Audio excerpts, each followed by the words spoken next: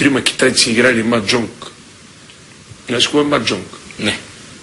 Едно като домино, ама с различни там, не мога по компютри да си го вижда.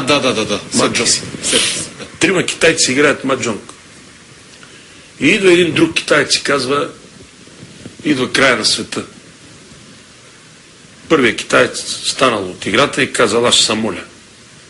Така ще чакам края на света. Вторият китаец станал и казал, птиците, чуваш ли?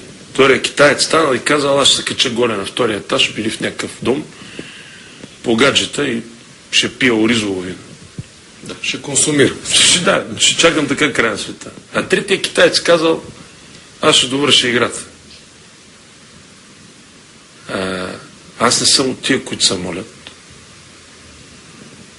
Другото, нека да не съм го правил.